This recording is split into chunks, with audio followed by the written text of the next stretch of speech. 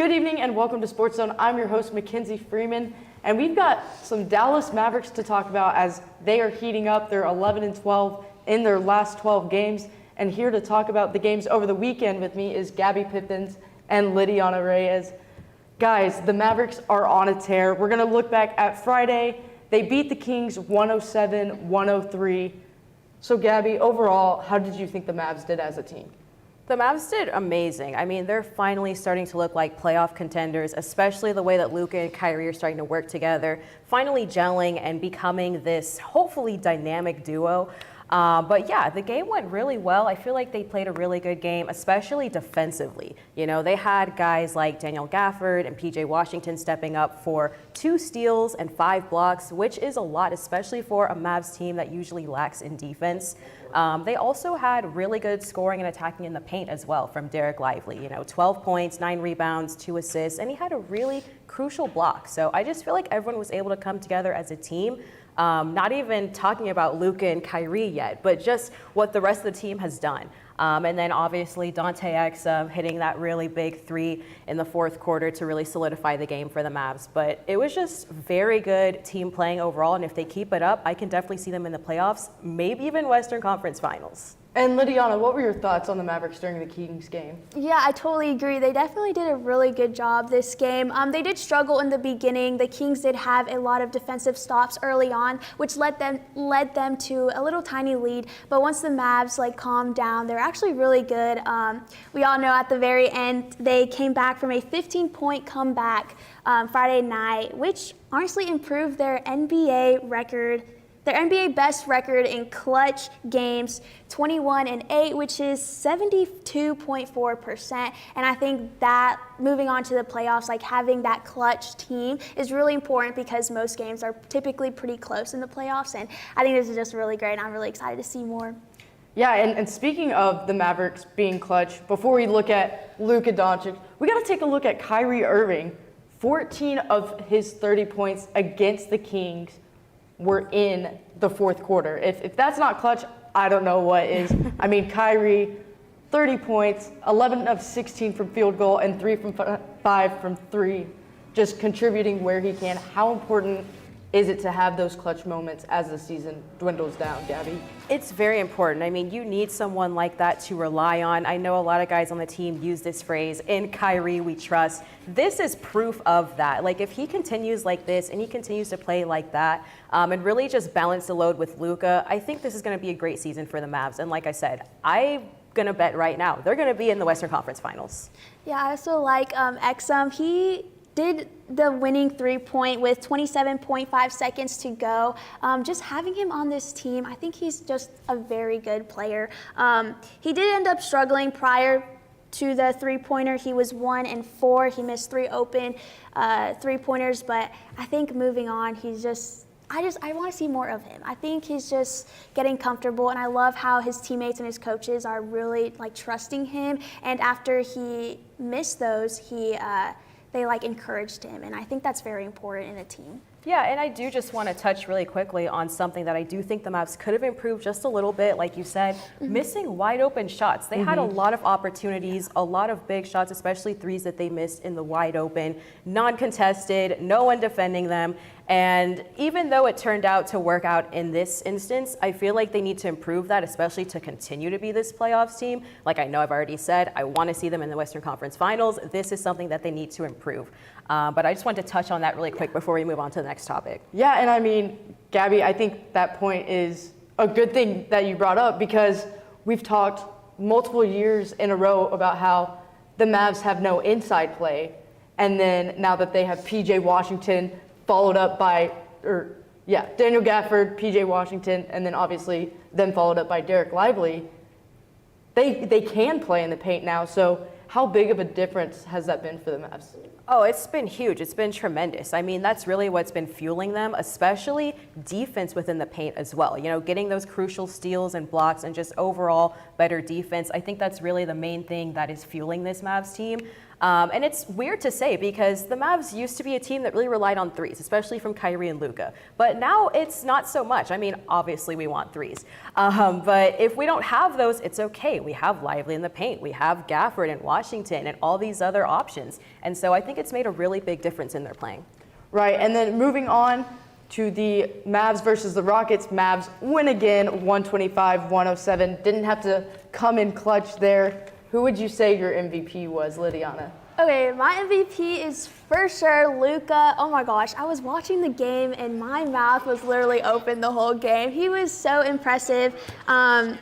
Yeah, I think he did such a good job against them, and he was having fun earlier in the game, you know, doing trick shots. And then also during the game, he did such a weird, He did like a behind the head pass down the middle of the lane. I know, and he was just having fun, and so it's just really great seeing him, you know, have fun, and I just love that. He did amazing. Yeah, without a doubt, Luka was definitely in his element there. 47 points, 12 rebounds, 7 assists, and 2 steals. If you really want to break it down, we can go by halves and quarters. I mean, just 32 points alone in the first half, going 12 of 18 shooting, 6 of 10 from 3. And then you go to just the first quarter alone, 22 points.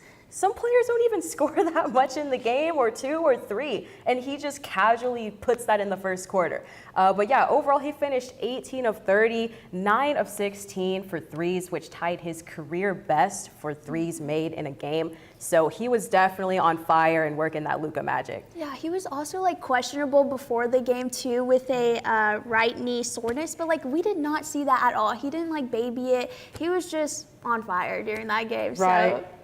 And another underrated player of this game was Derek Lively. You look at his scoring, he only had 2 points, but then you go and you look at the full breakdown, his plus minus, plus 24. That is insane. How important are these bench players going to be, you know, getting into playoffs or getting into the end of the season, Gabby? They're clutch. I mean, you basically need them on your team. I know we've been talking the Holy Trinity, Derek Lively, Daniel Gafford, and PJ Washington, and it just shows in these moments like this, like you were saying, his plus minus. That's just a really amazing stat, and that just gives you a little insight into how important these players are to the Mavs. And going back to Dante Exum, they actually reviewed, or rather switched their phrase from "in Kyrie we trust" to "in Exum we trust" after that game-winning 3 on the Kings game. And now you look at how he continues to have that momentum, bring that adrenaline, bring that game into the Rockets game for 13 points.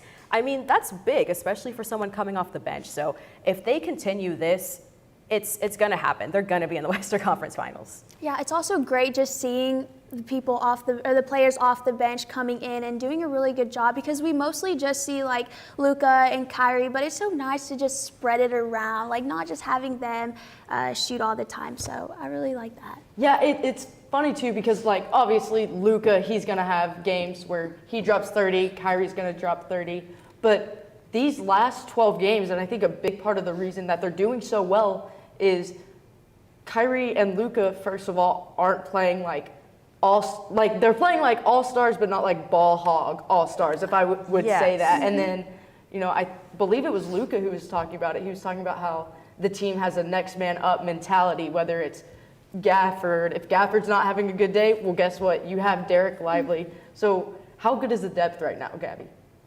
Like I said, it's been amazing, you know, and it really just comes down to moments where they're able to really rely on everyone from the team to contribute something, and everyone's really starting to get into their roles, figure out what they need to do, and execute.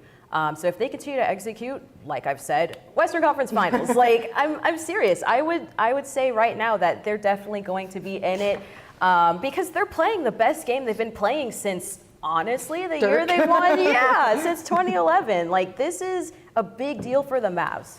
One success that I think the Mavs definitely had during the game, I don't know, I was watching the game and I've noticed something it didn't seem like the Rockets were double teaming on Luka. It was more one-on-one. And I think on the press conference after the game for the Rockets coach, he was just saying he wanted Luka to, make the harder shots.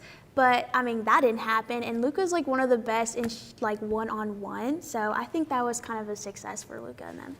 Right, and the Mavericks will be playing the Warriors up in their next game, but when we come back, we'll take a look at the Rangers as they just took the series up against the Cubs to start their season. A Attention all UNT students, are you looking for a professional headshot? If so, mark your calendars for April 11th and 12th, where you can get a headshot by Isabel and myself. Whether you're updating your LinkedIn profile, building your portfolio, or just want a stunning photo, join us on April 11th from 3:30 to 9 p.m. and April 12th from 12 to 5:30 p.m. Located at the RTFP building in room 261, this event is free for all UNT students, and I repeat, free for all UNT students. Don't miss out on this once-in-a-lifetime opportunity to shine professionally. Get ready to put your best face forward. See you there.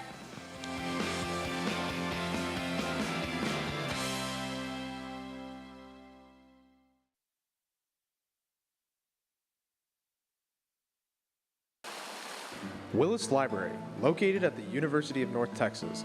It has computers, printers, and the building is open 24/7. By going online, you can book up to an hour of reserved space and one of the many private study rooms.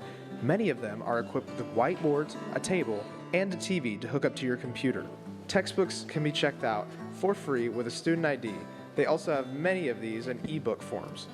This is still a library, so always remember to be quiet and respectful of other surroundings, especially in certain places where talking is not allowed. For example, the 3rd and 4th floor are completely quiet.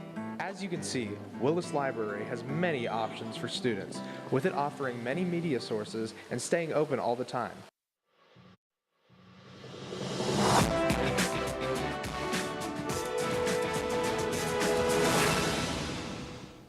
Welcome back to Sportszone, and it's time to talk America's pastime as the Texas Rangers took the series against the Cubs 2-1. And here to recap that series with me is Matthew Watson and Adam O'Day. Guys, let's get into Game 1 on Thursday. Rangers win 4-3 in 10 innings. So, Adam, how did you think the pitching was that game? Yeah, anytime the Cubs lose a game is a great day. The pitching was, it could have been a little bit better, but overall, pitching was pretty good. 6 innings and only 2 earned runs given up by Eovaldi. I would have loved to see Leclerc not walk so many people. Him and Robertson each had 2 walks, but overall, pitching was pretty good. And Matthew, your thoughts on the pitching? In Game 1, I have to agree on both sides. It sucks that Steele went down with a hamstring injury that's going to leave him out till probably, I don't know, they may be saying the end of May. It's a bad hamstring injury, and he's a good pitcher, and you don't ever want to see that happen. Eovaldi looked good, came in. I want those strikeout numbers to come back up because he only, I think, had 3. That's too little, and those 3 only came, those 3 came the 3rd time through the lineup, and that's a tough time to face, batter the 3rd time through. Right. But he's big game Nate. He does what he needs to do. And that gets into my whole point with Nate Eovaldi is he's very consistent. He'll give you the 6 innings. He'll give up a couple of runs. He'll give off, 3, 4, 5 hits. But with the offense that the Rangers have, it doesn't seem like a bad thing, if that makes sense. And speaking of the hitting, Matthew, how did you think the hitting was? For the weekend, I thought the hitting was really well. For Game 1, I thought it was good, but it felt like, Game 1. There was pitches there that they should have just hit. They were taking 2-1 fastballs that were getting majority of the plate. Can't be doing that. You got to take the opportunities when they're there. Wyatt Langford, he's a great batter, and he's going to learn to be aggressive, but he didn't lift his bat off his shoulder his first at bat. That could have been nerves, but a lot of the batters were like that. They were just taking pitches when they were clearly over the plate, and you needed to hit that. But overall, I would say hitting showed up, and the Rangers fans know this now since we're world champions. If the other team scores, the Rangers can easily score back. Cubs went up, and you had no fear because it was 1 run. If it was multiple runs, if it was 2 runs, still no fear. 3 runs, no fear. 4 runs, now we're talking a little bit. Now we're like, okay, maybe this lead is out of our hand. But every single time a team gets a lead on the Rangers, we can bounce Strike back. Yeah, and that's exactly what they did. 8 hits, 4 RBIs, just like you said, not their best outing. It was Game 1. You're gonna get tested. Game 1, knock some rust off. So, Adam, what were your thoughts? Yeah, definitely could have been a little bit better hitting, but as y'all said, Game 1.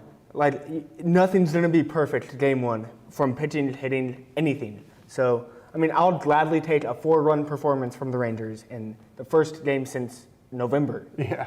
And based off of game 1, where would you guys say the team is struggling a little bit? It's tough to really say game 1.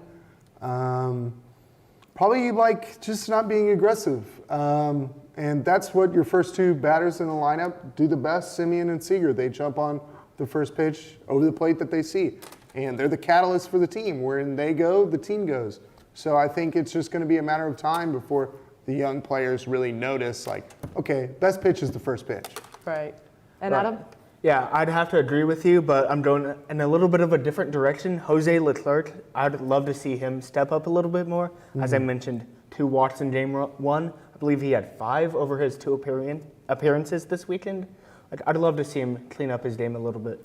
Right, well, moving on to game 2 on Saturday, the Rangers, the bats were flying. They win 11-2. What were your thoughts on the lineup game 2, Matthew? I thought it was interesting, that lineup. It was the first time we saw a righty, so Carter moves up because he's good against righties. Langford goes back to 5 because he's a little bit worse against righties, but you don't really notice that because Jared Walsh, one of the best offseason acquisitions, probably one of the most quiet offseason acquisitions in all of baseball last year, showed up, showed out, proved that he could still hit at a really high level, because I think that was a big concern, right? He was an all-star for the Angels, and he was a good hitter for the Angels.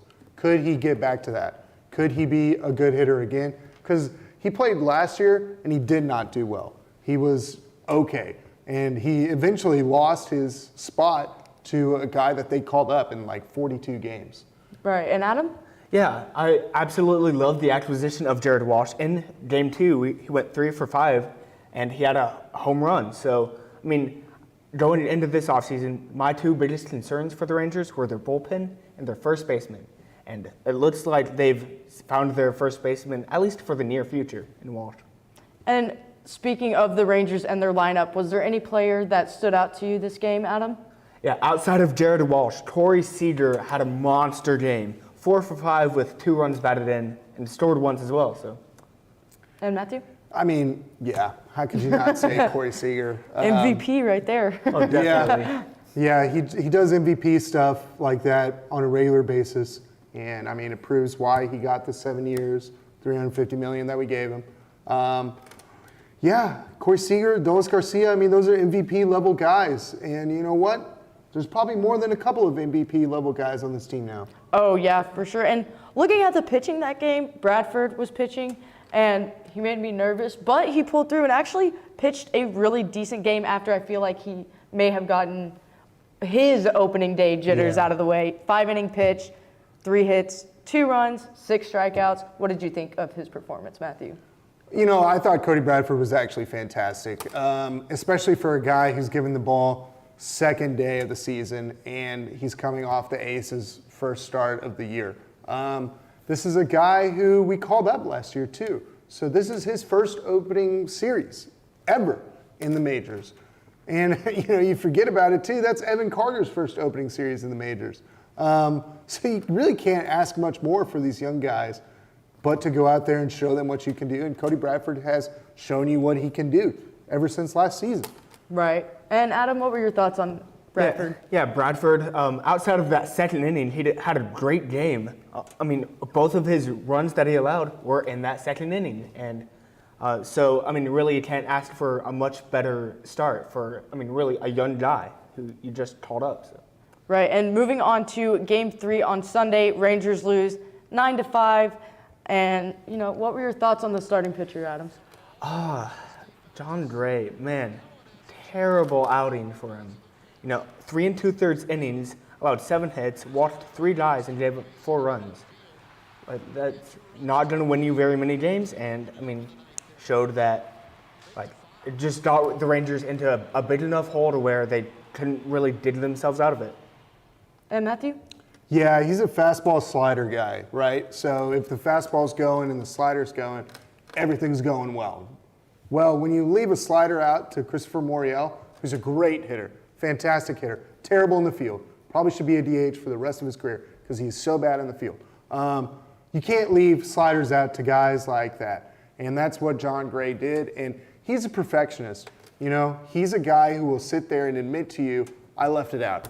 That was bad. My mistake. I'm going to go fix it. And he did. He showed that during the World Series. I mean, he pitched 8 innings or 9 innings of relief, had 7 strikeouts. So there's the capability of being a good starter. I just think it was a bad case scenario of getting shot in the foot right at the gate with a home run where a slider didn't break the way you wanted it to break. Right, and we do have to take a look at the Cubs. How did you think they did this series, Adam? Just from an overall series standpoint, they did about what I expected them to do. Yeah. You know, lose 2 out of 3. Like, I don't think they'll be able to make very many waves in the postseason. Maybe they'll come out of the NL Central with how weak that division is. But, I mean, just they're not going to be an elite postseason team. And Matthew, your thoughts on how the Cubs did? Well, you know, they were 1 game away from the postseason last year. It's a good lineup. Justin Steele's good at the top. After that, everything's kind of hit or miss. Bullpen is fine, though. Bullpen's okay. Right, and that does it here. Rangers win their first series 2-1, and when we come back, we'll take a look at some March Madness basketball.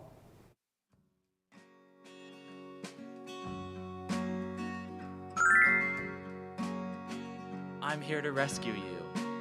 Oh, my prince. Não so fast.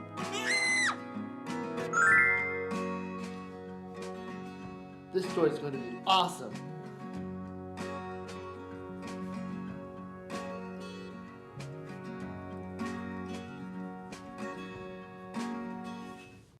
Good evening. My name is Amanda Hasbell, and I'm joining you here today in the Union Parking Garage. Today we're going to be going over how to drive safely in the parking garage. Let's go see. Oh my God! Oh my God! This girl just got hit by a car. Let's go see what happened. Ma'am, are you okay? Are you okay? Did you see that lady hit me with a car? Yeah, we did. I got it all on video. Oh my God. Let's go over here and talk about how we can prevent that. Yeah, not the hospital. Well, right now we're going to ask you a couple questions on how we can drive safely in the parking lot. What are ways that we can be aware of our surroundings? Oh, we can look both ways. Jenna, also, how about putting the distractions away? Yes, just like our phones, turning our music down, and also not focusing on our passengers. Where can you get information on how to get a parking pass? Transportation.unt.edu. If you park in a garage, make sure you pay on the app or look for further instructions on how you should pay. And remember, no pass, no park. Let's all try to keep our Mean Green community safe. Remember, we're all in this together. Drive safe.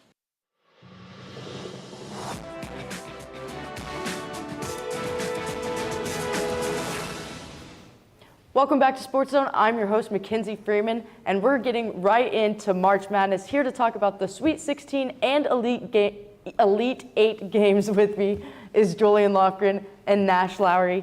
Guys, I want to take a look at UConn versus San Diego State. This was supposed to be a huge matchup, and San Diego State falls 82-52. Julian, who stood out to you that game? For me, I think Cam Spencer and Tristan Newton had huge games for the Huskies. And then the Huskies looked completely dominant this night.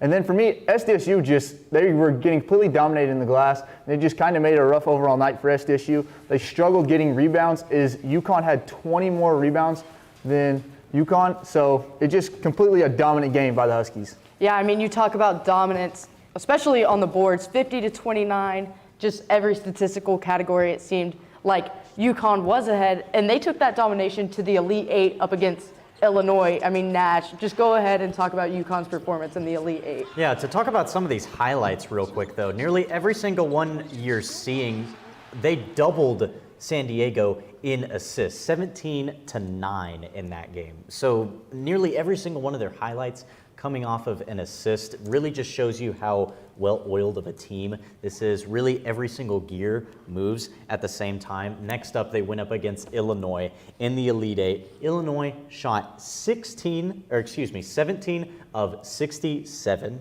in that game. I don't even know what percentage point that is, but taking 67 shots and only making 17 really tells you the story. 26% from 3, just too many missed shots. The rebound stats were very inflated, so UConn had a tremendous night on the boards, but it shows you how well they can control the boards as well. And UConn shot 51% in that game, so they have a big paint presence. with both on the offensive side and cleaning the boards with rebounds. Right, and UConn will go on to face Alabama in the Final Four. So we're going to take a look at Alabama's game up against North Carolina.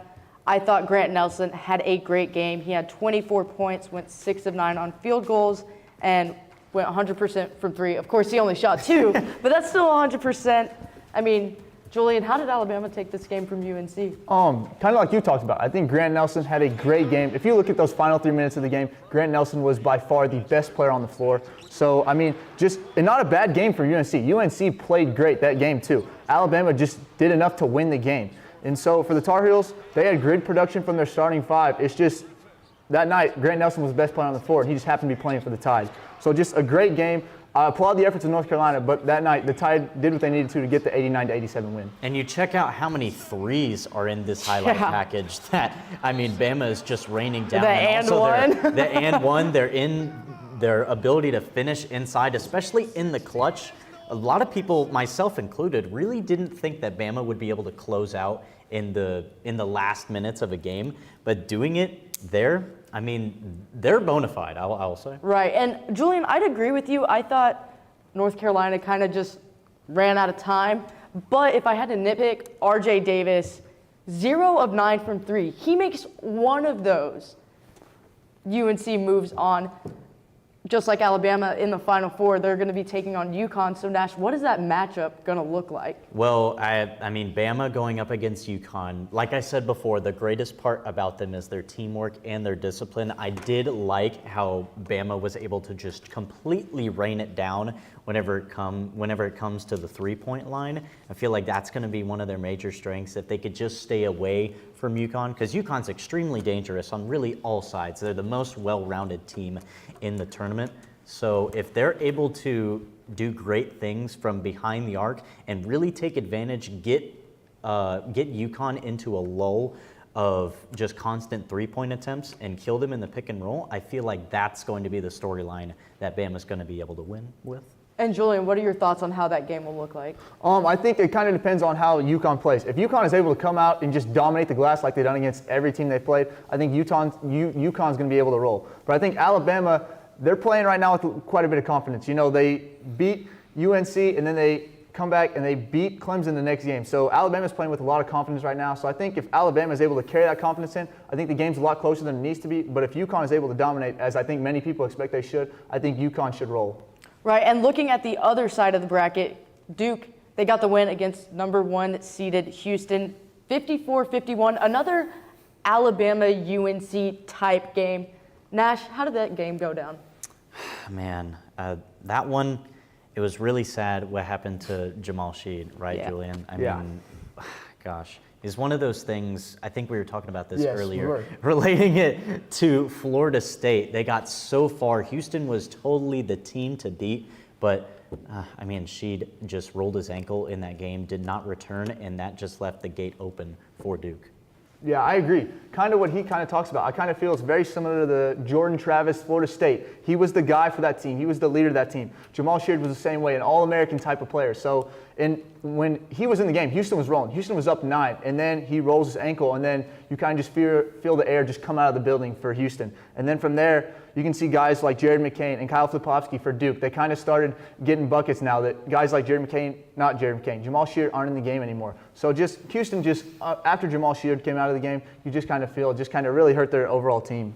Right, and speaking of Filipowski, he had a great game up against Houston, 16 points, 9 rebounds, and then they moved on to play NC State, and Filipowski really couldn't get going, Nash. What was going on with him against NC State? No, it's just NC State with Duke, I feel like their confidence level was so high in that game, they really couldn't take themselves off of the pedestal to play NC State. Because you know NC State's got the chip on their shoulder, and you know the guy who eats all the chips is DJ Burns. You know what I'm saying? My favorite part about DJ Burns is that he can dominate in the post from anywhere. You could throw it to him about 1 step inside the arc, 2 steps inside the arc in the high post, and he'll take you with 5 dribbles with his back to the basket, and he'll end up finishing inside with a dunk. In that game, Duke had 9 turnovers, and the real storyline that you might not have seen, they only had 11 assists as a team in that game. If you're not assisting each other really well and all of your shots are Filipowski ISO possessions, along with McCain,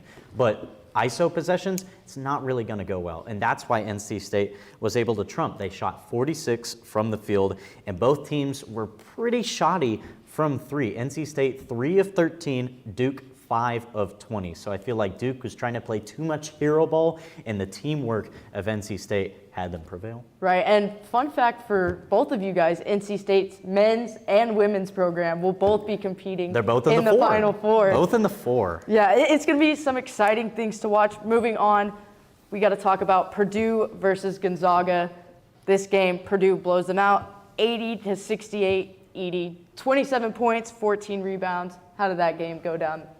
For me, I think having Edie for Purdue does great things, because when you have a guy of that caliber, 7'4", 300-pound guy who's absolutely just dominating the glass and just completely just runs the paint, it opens up opportunities for guys out on the perimeter. And Purdue did an absolutely fantastic job on Friday night shooting the ball. They were 60% from the field and almost shot 50% from three. That is a combination that is going to win you a lot of basketball games. And I think until somebody has an answer to stop Zach Edey, Purdue is just going to continue to just roll.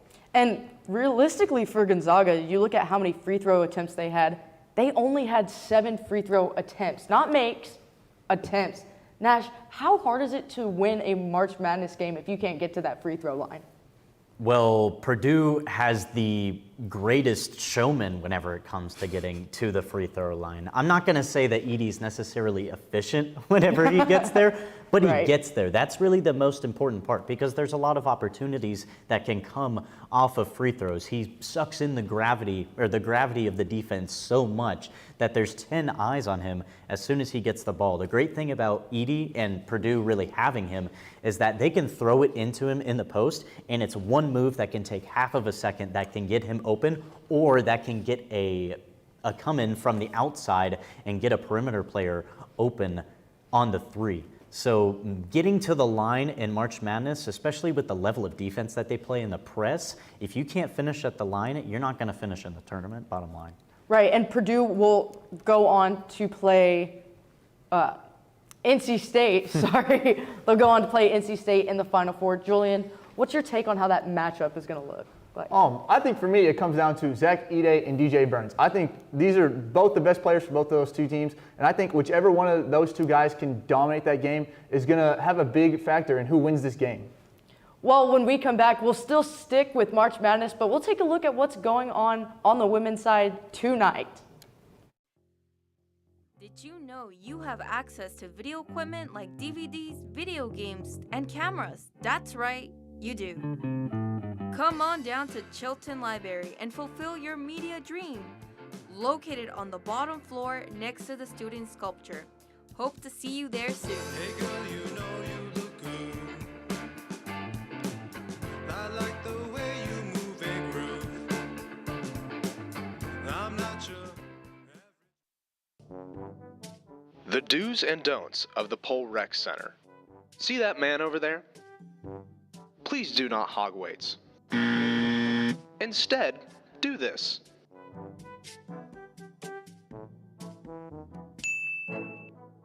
Another important part is having an attentive spotter. See, here is an example of a non-attentive spotter.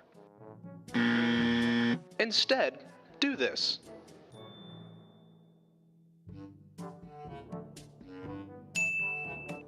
Now we head to the track, which should be pretty easy, just it's important to pay attention to the way the track goes.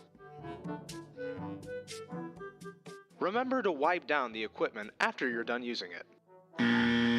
The towels are provided by the gym, so it's pretty easy to wipe down the equipment when you are done. Thank you for using the Pole Recreation Center.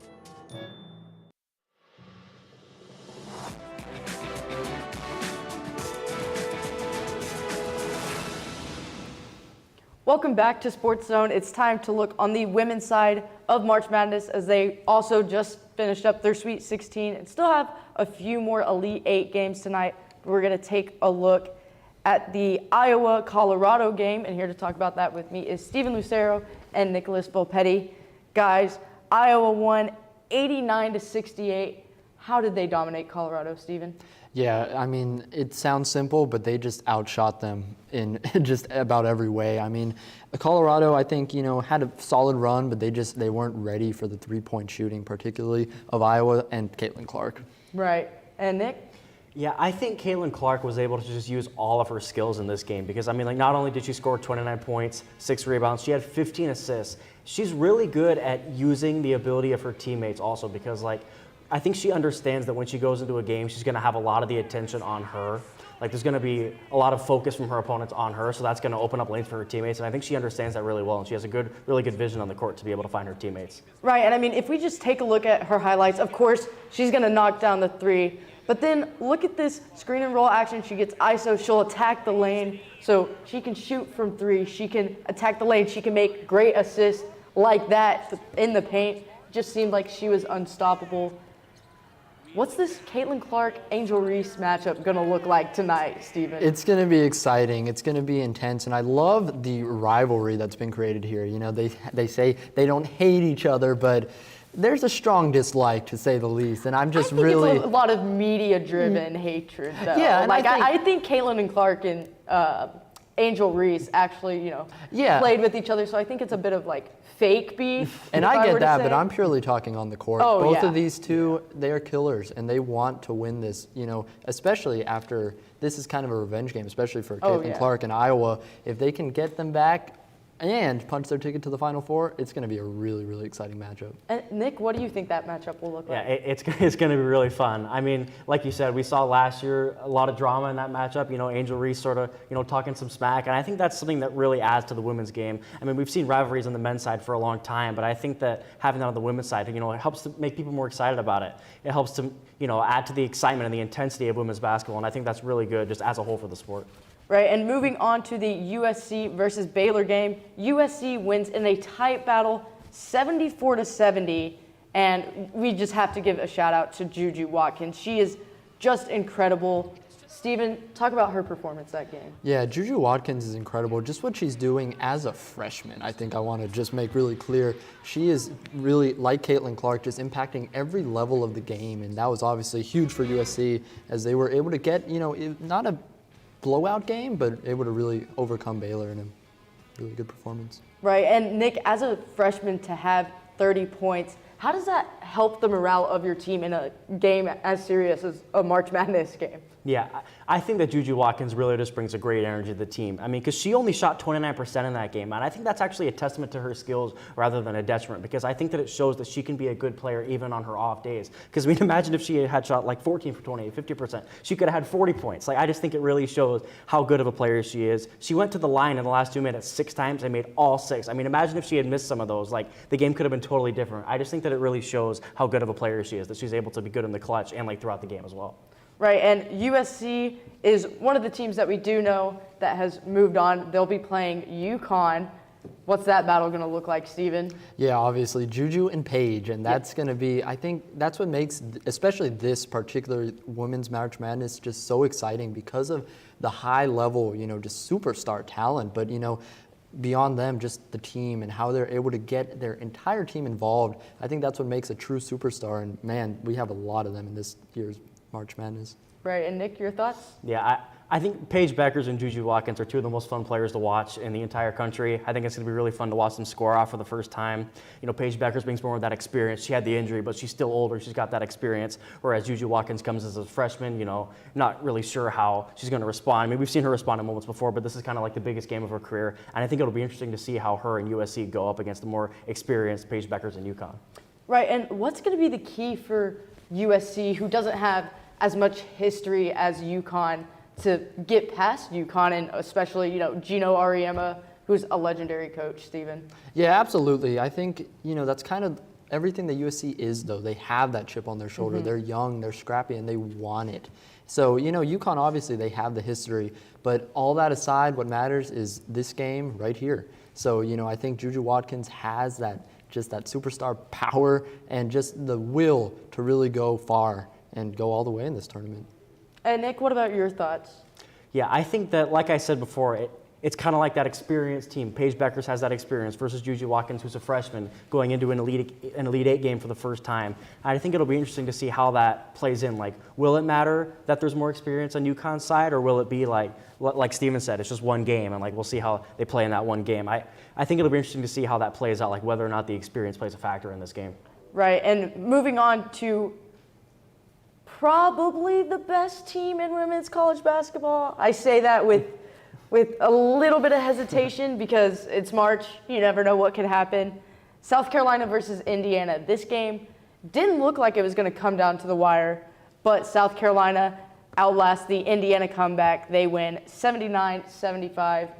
Nick, what stood out to you that game? Yeah, it was certainly an uncomfortable game for South Carolina. I really didn't expect that, especially like when they at one point in this game, they led by 22 points. Like, that was their biggest lead, and they ended up only winning by 4. Like, there was one point in the last minute where Indiana only trailed by 2, and there was a big 3 by Raven Johnson for South Carolina to put them up 5. Without that, I don't know if they would have had the momentum to win this game. Like, there was a crazy momentum shift that I don't know if anybody expected. I mean, South Carolina was favored to win this game by 17.5 points, and for a while, I mean, it looked like they were going to do it, like cover that spread and win comfortably like we all expected them to, but it ended up being close, and I think that Indiana had a really good performance in that game, even if they didn't win. Right, and Steven? Yeah, absolutely. South Carolina has been nothing short of incredible this season. I mean, to go 35-0, you know, it's incredible. It's amazing. But like you mentioned, this is March, and we can look back at what happened last year. They didn't make it all the way. And here, I think they kind of do have a renewed chip on their shoulder. And so far, they've been blowing out every team they played. But like you said, I think they just got a little bit too comfortable in this one. They let it slip just a little bit. But fortunately for them, they did shoot 50% from 3. And I think that was really the difference. That was just enough to outlast Indiana. Right, and Cardoza, she led the team with 22 points, 7 rebounds, and 4 assists. How important is that senior impact role that Cardoza played in the game against Indiana, especially in a game where you were sitting comfortable, and then all of a sudden it's like, oh no, we have to take this very seriously now. Nick? Yeah, I think Camila Cardoso is like, she's the star of this team, and I think she's one of the more underrated players in college basketball, in women's college basketball, honestly. I mean, she brings every game. She's really good at finding open looks for herself in the paint. That's, I think, a skill that often goes overlooked. I mean, we all get excited for the three-pointer. We all like the players that can knock down the 3, but she is really, really good and really consistent in the paint. She shot 10 for 12 from the field in that game. She had 22 points, led the team. She's been a real good leader for this team. I mean, I remember against Tennessee in the SEC tournament, it was a really close game, and Tennessee was putting up a really good performance. And Camila Cardoso hadn't shot a 3 in like 3 years. She shot her second three-pointer ever and made it. It was crazy. Like, she can do anything that her team needs her to do, and I think that she's really one of the more underrated players in women's college basketball. Yeah, that performance hurt my soul a little bit. But moving on to the next game, Texas versus Gonzaga. Texas wins 69-47. They had an outstanding performance, 50% from field goal and 3-point. Just a great game overall. Steven, what were your thoughts on the performance? Yeah, absolutely. Their shooting was incredible. And, you know, you talked about Texas's. I'll mention Gonzaga's 27% from the floor, 18% from 3. So complete opposite there. Texas just outshot them, outplayed them in just about every facet. And that's why that game was as lopsided as it was. Right. And Nick, your thoughts on the game? Yeah, I think it was an all-around really good performance from Texas. They had a lot of players who contributed. It wasn't just one player taking off. I mean, you had Aaliyah Moore with 16 points, 10 rebounds, Shayla Gonzalez with 15 points, and Madison Booker, she's usually the star of the show for Texas, but she only had 6 points and 8 rebounds in this game. So I think that it was good that Texas had a consistent effort in this game by all their players and not just one. Right. And Steven, who stood out to you for Texas? Yeah, absolutely. It's got to be Elijah Moore. Just what she's been able to do consistently all season long. Once again, you know, a young player compared to, you know, a lot of experience, especially throughout the pool. I think she's really brought consistency to this Texas team and has them built not only for now, but for the future as well. And really quick, guys, tonight, LSU versus Iowa, Caitlin Clark, Angel Reese. Who do you have winning, Steven? It's going to be incredible, but I got Caitlin Clark getting her revenge. I think Iowa wins this one. And Nick, what about your thoughts? I'm going to go with LSU. I think they're a more well-rounded team, and I think that they're going to be able to do it with players like Angel Reese, Haley Van Lith, and more. Yeah, I love Caitlin Clark, but I think I'm going to have to go LSU here just because the players that they have surrounding their star player is a little bit different. I feel like with LSU, you can see Flau'jae pop off, or you can see Angel Reese pop off. With Iowa, it's Caitlin Clark. Yeah. But that does it here for our March Madness segment. When we come back, we'll go to the ring as we talk UFC fighting this weekend. Ugh, a 20-minute walk? I don't want to do this right now. Don't worry, you can just use Transit. Transit? What's that? Transit is a mobile app that provides real-time tracking to connect buses, UNT shuttles, and even A trains. Simply download the app, then tap on the search bar and type where you want to go. In a matter of seconds, you get results for all available routes. And the best part of it is, it's completely free for UNT students. What are you doing? I'm downloading it right now. Download Transit today and remember, make life better without a car.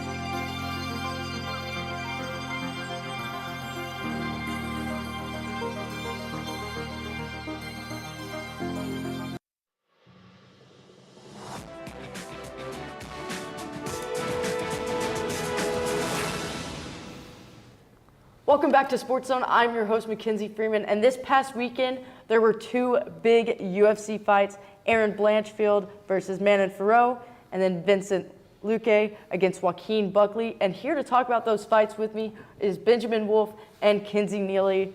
Guys, let's take a look on the women's side as Manon Fiorot defeated Aaron Blanchfield by a unanimous decision. I mean, Ben, what did you think about the decision? I thought it was a great fight. I mean, these are two women who are virtually undefeated in their professional records.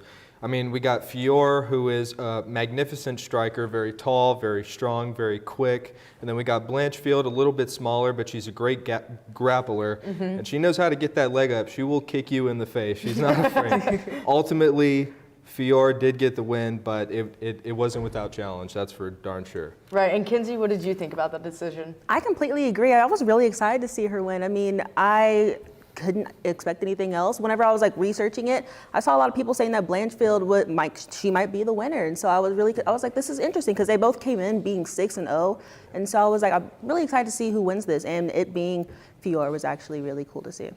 Right, and both fighters being 6-0 this fight obviously made one of their undefeated records go away. So how anticipated was this fight, Ben? I don't think anybody really anticipated Fior's win. I think a lot of people thought that Blanchfield was going to get the dub just because she is such a good grappler. And I remember hearing Fior saying before the fight that she was just as good of a grappler as Blanchfield. Obviously, that wasn't true. We saw that. We saw that in the first round with Blanchfield's guillotine. But she didn't stop, and she kept going. And, that's really what it's all about when it comes to fighting. So. And Kinsey, your thoughts? I completely agree. Sorry. He's just really good at talking about it. I was just I felt like I was watching TV for a second, my bad. But yeah, Fior is a great fighter, and it was a really close matchup the entire time. So everything he said, I completely agree with. Right, and the thing that amazed me the most was they're two different fighting styles. I know that you've already mentioned it. Yeah. You've got one fighter on one side who's very good at grappling, and then you've got the other fighter who's good at striking. Yeah. So how did those two different styles of fight give each fighter the advantage or disadvantage? Well, I think in the beginning, Blanchfield's her height, or rather lack thereof, compared to Fior, kind of played in her favor, especially when Fior went for that takedown. Blanchfield is also a very good grappler. She was able to use that to her advantage. After that, once Fior kind of got back on her feet, we saw her keeping her distance, moving around the ring in a circle formation, really using her strength and her height to her advantage, and I think that we could very clearly see that in the match. Right, and that gets me to my next point. Kinsey, what did you think was the most important or most tide-turning moment of the fight? I mean, that's pretty difficult. It was pretty, in my opinion, it was pretty neck and neck a lot of the time, but I would have to give it to like that round 5. You could see that Blanchfield, she was getting a little tired. She wasn't as on it as she was the entire rest of the other rounds. You can see that she was moving a little bit sloppier. She wasn't there completely, but Fjord, she was there the whole entire time, which is why she was able to walk away with that dub. Right, and Ben, what would you think was the biggest moment of the fight? I think the biggest moment had to have been that first round guillotine, just because you could tell that Fjord did think that she was going to get that takedown. It didn't work out, and we never really saw her grapple too much again. I mean, she went for a couple of takedowns towards the end, but she was already much higher in points in terms of strikes than Blanchfield was, and those were just in the final minutes. I think after that failed grappling attempt, Fjord really realized that she needed to use her advantages, her height and her strength, her reach, more specifically, to bait Blanchfield in and get those hits in. I think that was very important. Right, and I think, I agree with you. I do think, it's weird to pick a round 1 moment as the big moment of the fight, but it honestly was, and I felt like in terms of momentum and pacing, it really did help Ferreau to kind of stand her ground and figure out how she was going to attack Blanchfield the rest of the fight. Wouldn't you agree, Ben? Yeah, definitely. I almost thought that match was over, and I was going for Blanchfield too. I was really upset when I saw Fiore sneak out of that thing, but that's just how it goes in the UFC, man. Right, and Kinsey, who would you want to see Ferreau take on in her next fight? Well, whenever I was looking these things up, I saw that Alexa Grasso and Valentina Shevchenko, they're going to be having a big fight soon. It's their 3rd fight together, I'm pretty sure, and that's a pretty big deal. And whoever comes out of that is going to be the one who fights her. And so I want to say Alexa Grasso. I think that'd be a really interesting fight, and so I'm going to go with that. And Ben? Yeah, I definitely agree. I definitely think that Manon has a chance for that title.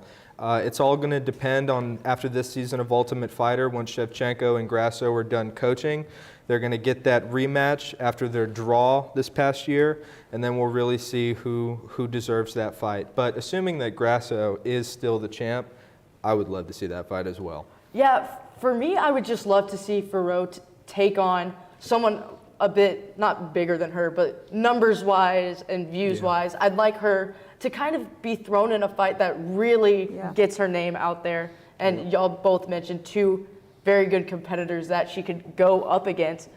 Moving on to the next fight, Vincent Luque versus Joaquin Buckley. Yeah. How did you feel about the co-main decision? Oh, I thought that one was crazy. Crazy knockout in the 2nd round by Buckley. It was pretty evenly matched in that first round. We did see Luque go for a couple of takedowns, but Buckley does not like being on the ground. He likes to stay up, box, get in close, and ultimately he got that 2nd round knockout. It was crazy. And Kinsey, what were your thoughts on the match? I completely agree. That was such a cool fight to watch. I mean, Buckley, like you said at the beginning of the first round, it was pretty even. They were pretty tied up, with everything that they were doing. But whenever it came to the 2nd round, the moment that Luque won, that he got on the ground, Buckley immediately took advantage of that, and he was on top of him, and he was getting those hits in repeatedly. His offense was amazing, and so that's whenever he was able to get that TKO. Yeah. And in the co-main, it seemed kind of similar to the Blanchfield versus Ferreau fight, where it was they were evenly matched, but in different ways. Buckley was more, putting in more effort, whereas Luque was more tactical. So how did those 2 styles, mesh with each other, Ben? Yeah, I thought it was really interesting. This is a really interesting fight for Buckley because normally he's a bit of a troll. He likes to do the spinning elbows and the flying kicks and crazy stuff. But with Luque, he didn't do that. He kind of slowed down a little bit and reverted back to his boxing. And, Luque, he likes to kick. He can kick, but with a guy like Buckley, it's just an opportunity for him to close the distance. So. Right, and Kinsey, your thoughts? I completely agree. I mean, any moment that Buckley was able to close the distance between them, he got his hits in, and he was able to give Luque a little run for his money. But Luque also, like I said in the first round, he was able to maneuver around the ring. He was able to do his thing, and that was great to see. But I'm also glad that Buckley was able to get that final TKO in the end. Yeah. Right, and how important was it for Buckley to get that TKO in terms of, future fights? I think it was really important. I don't think it was unexpected. I think a lot of people expected him to get that win.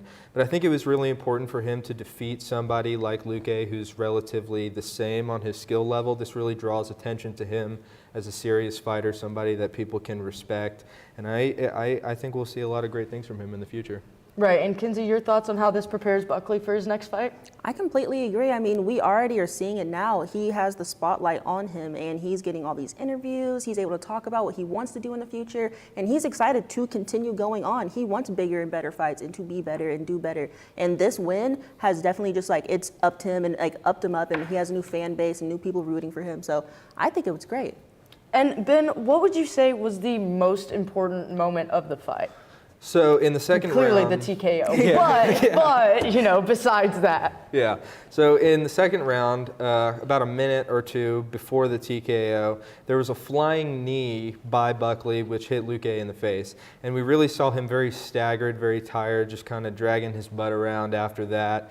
And he got a little scared, and he tried to take Buckley down. He couldn't sink the guard in, and it was just a ground and pound, ended in a TKO. It was pretty crazy. So definitely that flying knee for sure. Right, and Kinsey, what were your thoughts? Well, I'm not gonna, if I could say anything, I would agree with you, but I had the TKO written down, so I'm just gonna keep going with that. It was really cool to see. I've never really seen that, especially in the second round that early against a really like well-off fighter. Like Luque, he wasn't bad at all. Like he was a good fighter, and so it was really cool to see that. Right, we got to see two really great fights this past weekend, thanks to ESPN. And that does it here on Sportszone. Be sure to follow us on our socials at NTTV_sports and keep those TVs on as NTTV's nightly news starts here in just a couple of minutes.